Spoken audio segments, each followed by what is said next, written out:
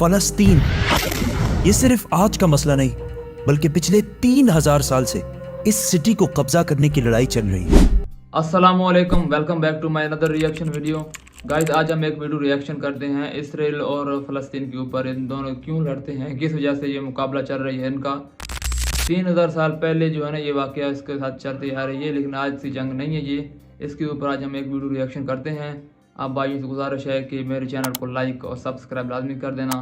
तो बिना वेस्ट के टाइम चलते हैं अपने मौजू की तरफ। फलस्तीन ये सिर्फ आज का मसला नहीं बल्कि पिछले 3000 साल से इस सिटी को कब्जा करने की लड़ाई चल रही है। आज से 3300 साल पहले अल्लाह ने मूसा अलैहिस्सलाम को हुक्म दिया कि बनी इसराइल यहूदी को इजिप्ट में फिरौन की गुलामी से निकाल कर आजाद कर दो। और फिर बहुत मुश्किल से फिरौन ने आखिर बनी इसराइल को आजाद कर दिया, जिसके बाद मूसा अलैहिस्सलाम बनी इसराइल को लेकर फलस्तीन के पास आए और कहा कि इस सिटी पर हमला करो। लेकिन बनी इसराइल ने कहा कि आप और आपका रब जाकर लड़ें, हम ये लड़ाई नहीं करने वाले। जिसकी वजह से अल्लाह ने 40 साल तक इन्हें इस डेजर्ट में रहने की सजा दी, जिधर मूसा अलैहिस्सलाम पर आसमानी किताब तौरात नाजिल हुई। और इस तौरात के पहले chapter the book of genesis में क्लियरली लिखा है, साफ साफ लिखा है कि ये इलाका फलस्तीन अल्लाह ने सिर्फ और सिर्फ इब्राहीम अलैहिस्सलाम की औलाद के लिए रखा है। जिसकी वजह से आज तक ये जितनी लड़ाइयां चल रही हैं ये इसलिए है क्योंकि यहूदी ये क्लेम करते हैं कि तौरात की इस आयत के मुताबिक जेरूसलम और फलस्तीन पर सिर्फ और सिर्फ बनी इसराइल का हक है, क्योंकि बनी इसराइल इब्राहीम अलैहिस्सलाम की औलाद इसहाक अलैहिस्सलाम की औलाद में से है। एंड इट मेक्स सेंस, तब तो इनको मिलना चाहिए। लेकिन तौरात में लिखा है कि ये इलाका इब्राहीम अलैहिस्सलाम की औलाद के लिए, सिर्फ इसहाक अलैहिस्सलाम की औलाद के लिए नहीं। इब्राहीम अलैहिस्सलाम के एक नहीं बल्कि 2 बेटे थे, इसहाक और इस्माइल। इसहाक अलैहिस्सलाम वाज द फादर ऑफ बनी इसराइल, बट इस्माइल अलैहिस्सलाम को अरबों का फादर समझा जाता है। और ये बात सिर्फ हम नहीं, इवन यहूदी भी इस बात को मानते हैं। तो इन्हीं की किताब तौरात के मुताबिक फलस्तीन पर सिर्फ इसहाक अलैहिस्सलाम की औलाद का हक नहीं है बल्कि इस्माइल अलैहिस्सलाम की औलाद अरबों का भी हक है। मूसा अलैहिस्सलाम के साथ 40 साल डेजर्ट में रहने के बाद आखिर बनी इसराइल ने यूशा जाशुआ की लीडरशिप में फलस्तीन को फतह कर लिया। लेकिन कुछ ही अरसे बाद ये सिटी इनके हाथ से दोबारा निकल गई और फिर अगले 300 साल तक बनी इसराइल इस सिटी को दोबारा हासिल नहीं कर सके। लेकिन 300 साल बाद बनी इसराइल ने दाऊद अलैहिस्सलाम की लीडरशिप में इस सिटी जेरूसलम को दोबारा फतह कर लिया और उनके बेटे सुलेमान अलैहिस्सलाम ने यहाँ पहली दफा अल्लाह की इबादत के लिए एक मस्जिद, एक टेंपल बनाया। सुलेमान अलैहिस्सलाम के बाद यहूदियों ने फलस्तीन और जेरूसलम पर 400 साल तक हुकूमत की। लेकिन 400 साल बाद बेबीलोन इराक में एक बहुत ही ताकतवर एम्पायर बन चुकी थी, जिसके बादशाह बख्त नसर ने अपनी एम्पायर को बढ़ाने के लिए फलस्तीन पर हमला कर दिया और जेरूसलम को तबाह बर्बाद कर दिया और उसके अंदर हजारों यहूदियों को शहीद भी किया और उस टेंपल को भी तबाह कर दिया जो सुलेमान अलैहिस्सलाम ने बनाया। और जितने यहूदी जिंदा बच गए थे उन सारों को गुलाम बनाकर अपने कैपिटल बेबीलोन इराक ले गया और 70 साल तक यहूदी इराकियों की गुलामी करते रहे। लेकिन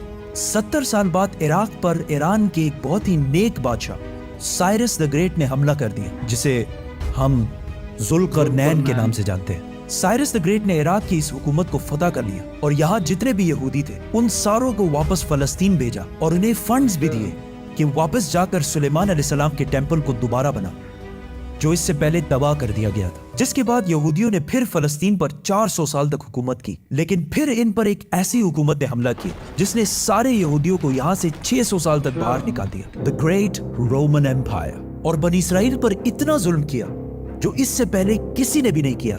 यहूदियों ने रोमन एम्पायर से लड़ने की भी कोशिश की, लेकिन रोमन एम्पायर ने हजारों यहूदियों को कत्ल किया और हालात इतने खराब हुए कि यहूदी रोमन एम्पायर से छुपकर गारों में रहने लगे। और रोमन एम्पायर ने बैतुल मक़दस, जिसे पहले सुलेमान अलैहिस्सलाम और फिर जुल्करनैन ने बनाया था, दोबारा तबाह बर्बाद कर दिया और उसके बाद ये टेंपल आज तक दोबारा नहीं बन सका। रोमन एम्पायर ने फलस्तीन और जेरूसलम पर 600 साल तक हुकूमत की। लेकिन 600 साल बाद रोमन एम्पायर ने एक ऐसी गलती की जो उसे कभी नहीं करनी चाहिए थी। उन्होंने अरब में बहुत ही तेजी से फैलते हुए नए रिलीजन इस्लाम पर हमला करने की कोशिश की। लेकिन इस्लामिक रिलीजन और खिलाफत इतनी तेजी से फैलती गई कि कुछ ही सालों में रोमन और पर्शियन एम्पायर दोनों को फतह कर लिया, जिसके बाद हजरत उमर दुनिया के सबसे ताकतवर बादशाह बन गए, जिनकी हुकूमत अलेक्जेंडर द ग्रेट की एम्पायर से भी बहुत बड़ी थी।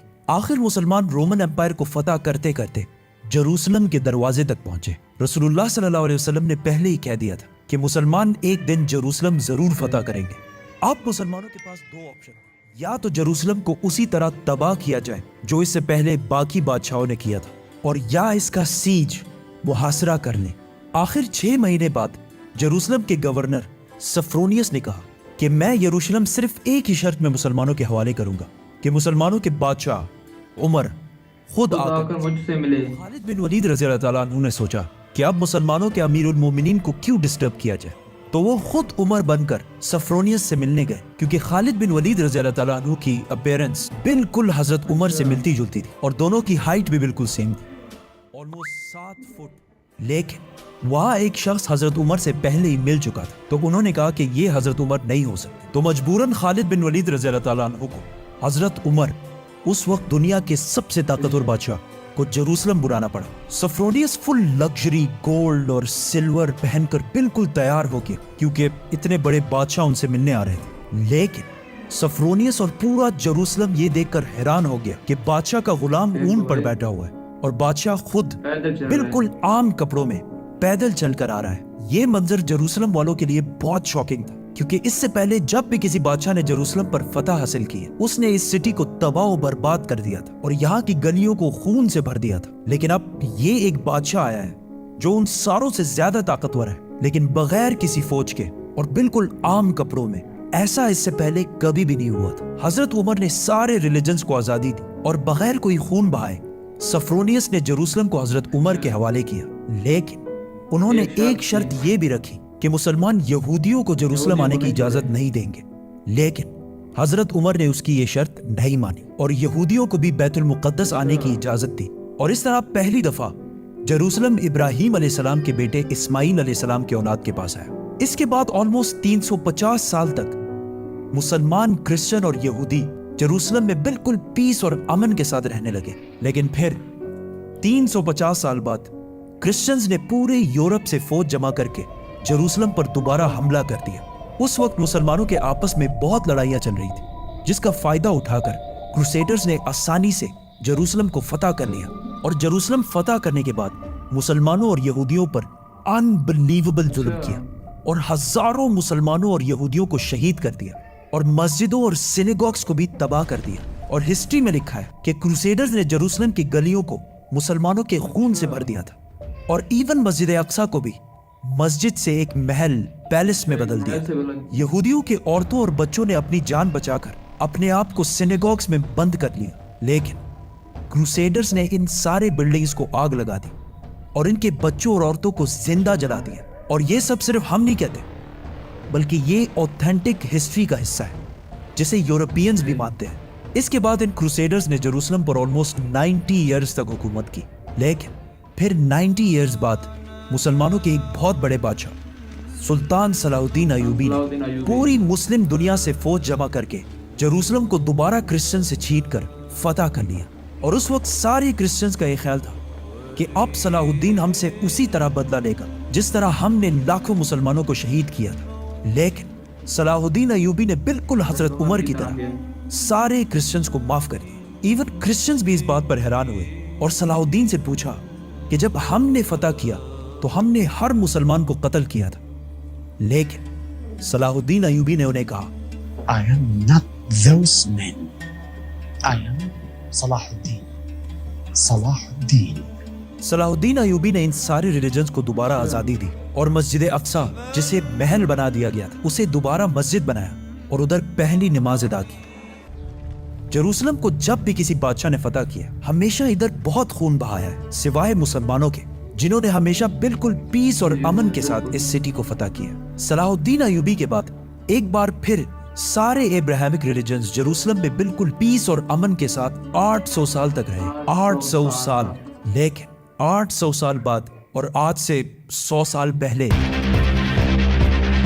جب جروسلم پر آٹومن ایمپائر کی حکومت تھی تو ورلڈ وار 1 کے بعد عربوں نے برٹش کے ساتھ مل کر عثمانیہ خلافت کو ہمیشہ کے لیے ختم کر دیا کہ ہم عربوں پر یہ ٹرکش لوگ آ کے کیوں حکومت کر رہے ہیں. تو اس نیشنلزم کی وجہ سے فلسطین بھی مسلمانوں کے ہاتھ سے نکل گئے. لیکن تھوڑے ہی عرصے پہلے برٹش اور یہودیوں کی آپس میں ڈیل ہو چکی تھی کہ اگر برٹش کو یہ علاقے ملے तो वो इधर एक यहूदी स्टेट बनाएंगे। और ये मुआहिदा हुआ क्यों था? क्योंकि इससे पहले यहूदी यूरोप के हर field, business, science, medical, banking, हर चीज में बहुत स्ट्रांग हो चुके थे, जिसकी वजह से यहूदी यूरोप के सबसे ताकतवर और रिच कम्युनिटी बन गए। तो इनकी सपोर्ट हासिल करना ब्रिटिश के लिए सबसे जरूरी था। और पिछले 1800 साल से यहूदियों के पास अपना कोई भी मुल्क नहीं था। तो उनमें से कुछ यहूदियों ने ज़ायनिज़्म की सोच शुरू की कि हमारा यहूदियों का भी एक अपना मुल्क होना चाहिए। और इसके लिए उन्होंने इसी फलस्तीन के इलाके को चुना। और ये मुल्क हासिल करने के लिए उन्होंने हर तरफ से कोशिश शुरू की। यहूदियों ने इवन उस्मानी खलीफा सुल्तान अब्दुल हमीद से भी डील करने की कोशिश की, लेकिन उन्होंने साफ इनकार कर दिया, जिसकी वजह से यहूदियों को समझ आ गई कि अगर अपना मुल्क बनाना है तो उस्मानिया सल्तनत को खत्म करना जरूरी है। और जैसे ही वर्ल्ड वॉर 1 के बाद ऑटोमन एम्पायर खत्म हुई और फलस्तीन ऑटोमन एम्पायर से ब्रिटिश की तरफ चला गया, तो यहूदी पूरी दुनिया से इसी सीक्रेट प्लान के तहत फलस्तीन शिफ्ट होना शुरू हुए और फलस्तीन के मुसलमानों से जमीनें डबल ट्रिपल प्राइस पे खरीदने लगे, क्योंकि पैसा तो उनके पास बहुत था। ब्रिटिश एम्पायर ने भी बेल्फोर डिक्लेरेशन में यहूदियों के एक अलग स्टेट होने को सपोर्ट किया, ताकि वर्ल्ड वॉर्स में यहूदियों का सपोर्ट और पैसे दोनों हासिल कर सके। और स्पेशली वर्ल्ड वॉर 2 के बाद यूरोप में हिटलर के यहूदियों पर जुल्म के बाद यहूदी और भी ज्यादा पूरी दुनिया से फलस्तीन में जमा होने लगे और फलस्तीन में आहिस्ता आहिस्ता लड़ाइयां बढ़ने लगी, जिसकी वजह से यूएन ने एक फैसला सुनाया कि फलस्तीन को